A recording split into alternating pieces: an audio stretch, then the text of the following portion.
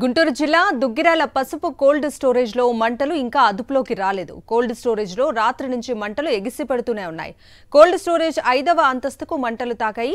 దీంతో పసుపు నిల్వలు మంటల్లో తగలబడుతున్నాయి. కోల్డ్ స్టోరేజ్ లో ఉన్న అమోనియా సిలిండర్లు పేలితే మంటలు మరింత పెరిగే అవకాశం ఉందని అధికారులు ఆందోళన వ్యక్తం చేస్తున్నారు. ఇదే అంశానికి సంబంధించిన పూర్తి అప్డేట్స్ ని మా ప్రతినిధి అశోక్ అడిగి తెలుసుకుందాం. అశోక్,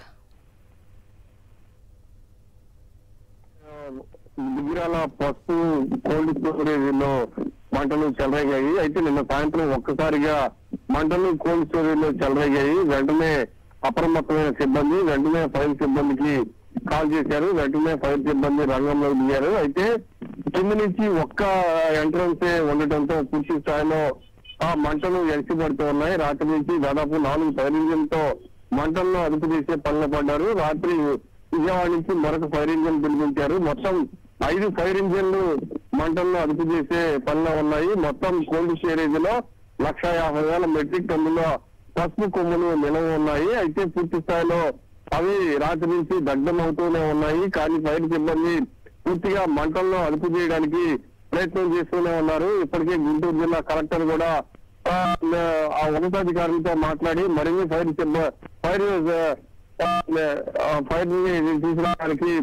ఇంజిన్ తీసుకురావడానికి మాట్లాడుతూ ఉన్నారు. ఇప్పటికే అధికారులు కూడా అక్కడికి పంపించారు. అయితే రాత్రి ఒక్కసారిగా కొంతమంది బర్న్ అవడం జరిగింది.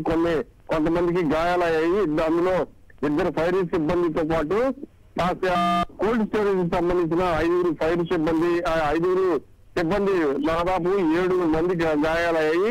వాళ్ళకి ప్రాథమిక చికిత్స అందించి ఆసుపత్రికి తరలించారు. మంటలు అయితే ఇంకా అదుపులోకి రాలేదు.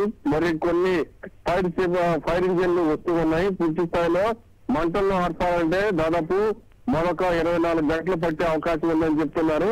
ఇప్పటికే 5వ ఫ్లోర్ కి మంటలు వ్యాపించాయి. పూర్తి స్థాయిలో ఫైర్ సిబ్బంది మాత్రం మంటల్ని కంట్రోల్ చేసే పనిలో నిమగ్నమై ఉన్నారు.